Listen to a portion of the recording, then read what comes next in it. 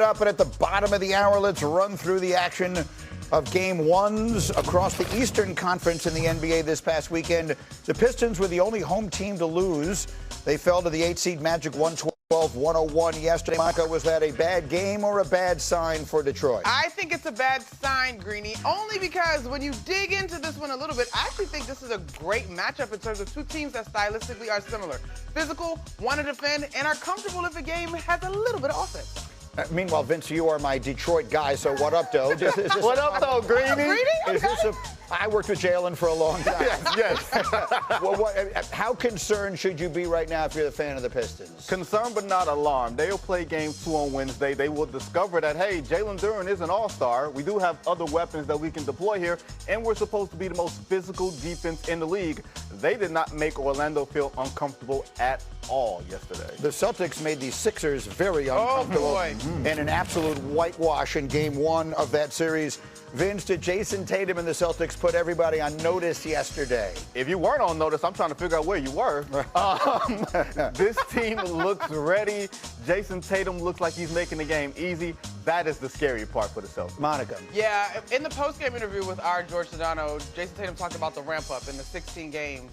If this turns into a series in which he could continue his ramp-up and just get better, oh boy, the notice level might go up. Well, and that brings us then to the team that they might get in the next round, and that would be the Knicks, who had a good performance. I thought a very good performance Saturday evening at home in game 1 against Atlanta. The formula I thought was there. It was Jalen Brunson early. It was Karl-Anthony Towns late. It was their increased depth in between. Monica, you know this team better than anybody. What did you see from them in game 1? I loved the balance of the performance. You are absolutely right in terms of your all-stars giving you bookend signature moments in the first and in the fourth quarter.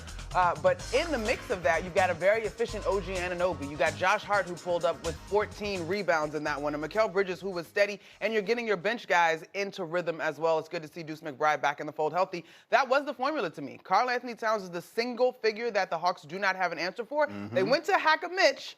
I will see if that holds as the series continues, but even Mitchell Robinson on the glass is a problem. Well, Quinn Snyder said before the game when I asked him about Karl Towns, he said, look, you got to make calculations on this. When OG Anunoby scores 20 or more, the Knicks are 24-3. When Karl Towns does it, they're 26-15. So basically, he's taking a gamble on the Knicks' second-best player, but most important player. The undersold thing for me was that Nickeil Alexander-Walker, averaged 21 a game, had 17, did not look comfortable at all. I was more impressed with the Knicks defensively in the second half more than I was anything else. Well, you were talking last week with us here about how Karl-Anthony Towns was the most important piece of the puzzle for the Knicks. Did you consider what we saw from them on Saturday night, what we saw from him on Saturday night? Was that the formula? Absolutely, it was. He's the most important player in the NBA as far as not a star player, a number 1 option. He's that critical to the Knicks' success when you consider the stakes and everything that's on the Knicks right now. And when you look at inside-outside game, he was masterful. We had Vince and Shump was here all week long, and he was making that point over and over, that this is about Karl-Anthony. You know what you're going to get from Jalen Brunson. Basically, he seems like money in the bank. And the Knicks are a team, look, and I love Tibbs, but they are a team that plays more guys now, and they are going to get more contributions from others. But someone else has to be there when it's time to win the game, and that someone has to be Karl-Anthony Towns.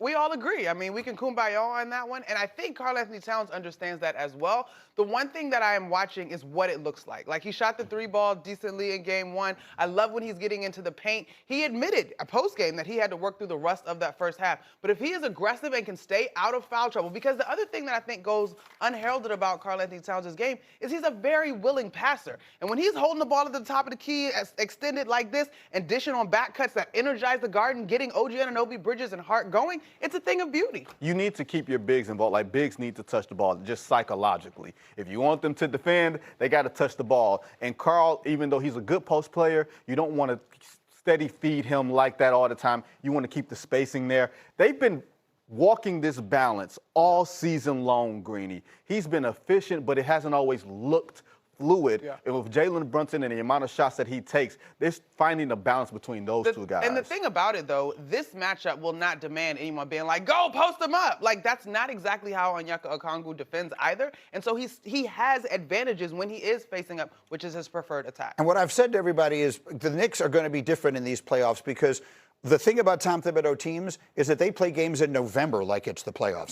The Knicks, they didn't have another gear to go to. They have another gear to go to now. I think they looked very good on Saturday night. They have game 2 tonight. So let's do Hitting the Mark, which is brought to you by DraftKings Sportsbook. And let's do OG Anunoby in that game. Monica, let's talk about one of the props you like, and it is about this Knicks star. Yeah, so it's OG Anunoby totaling 25 in points, rebounds, and assists. He had 19 in game 1, and I hear you, Quinn Snyder, on your philosophy. But if I combine all of those things, I think he gets to 25 or better. He's playing good ball here at home. Minnesota, Denver tonight as well. Vince, what do you like in Anthony Edwards? Anthony Edwards was smiling on the sideline on the bench at the end of the game. He knew something that we don't know. I think he's going to have a big game in game 2 tonight. As long as he looks healthy, as long as that runner's knee that he has, holds up, I think he's going to do just fine. He might get 30-plus tonight. So the over is 25, and Vince likes it. Let me give you one more. On the other side of that matchup, Nikola Jokic, 30 points. You like the over? I like the over because he has no problems with Rudy Gobert guarding him or Julius Randle guarding him. And I think these games call for it. When you're trying to go up 2-0, you want to send a message to the other team.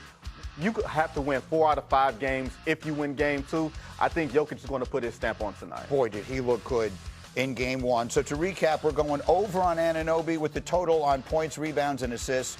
Over on Anthony Edwards, 25 points, and over on Jokic, 30. If you like those picks, they're a parlay on the DraftKings Sportsbook app. Look for the Hitting the Mark featured parlay priced at plus 552 odds. Wembanyama. Mon Dieu, I don't know what else to say. The fabulous Frenchman. The Spurs showed up last night for game 1 against Portland, dressed in all black. Their first playoff game for the franchise in 6 years. It was Portland's funeral. 6 years ago, they didn't have this guy or anyone doing Greedy, that. in and out with the right, spin dribble, just blowing by defenders, gather, help defense can't get there soon enough, finish at the rim. I just love this version of Tim Duncan, enjoying it. But those two guys, Duncan and Robinson, couldn't stop this. No, Right, they Vince? couldn't. Not together. Now, Golly. Not even Nobody together. can. Nobody can stop them. my football guys, get in on this. I mean, watch Wembanyama. Watch this. Watch this. Look at this. Why are people like not taking shots at his midsection? Oh, my God. Oh, they might, but you can't hit what you can't catch. Yeah. Can't reach it. Right. You got to go out there and guard him. He's 7'6", and you got to go out there and guard him, and then he can put it on the floor with the footwork. Man. I mean, off glass too. It's Man. ridiculous. He's a creative player. You've never seen this. I Why mean, are we laying back on him? just take in because if you go step Well, up on him, it goes right around. Vince, Why don't we play more people and my just foul him? Victor Wembanyama had Then somebody else is open. 35 He's not a bad free points. throw shooter either. He made 5 threes. They win it easily. Victor Wembanyama, the most points that any players ever had in their playoff debut as a member of the San Antonio Spurs. And I mentioned the 5 threes. First player ever with 35 points and 5 threes in their playoff debut. Like everything else he does, Victor Wembanyama did last night as well as we've ever seen it done. Meanwhile, in the NFL, 3 days to the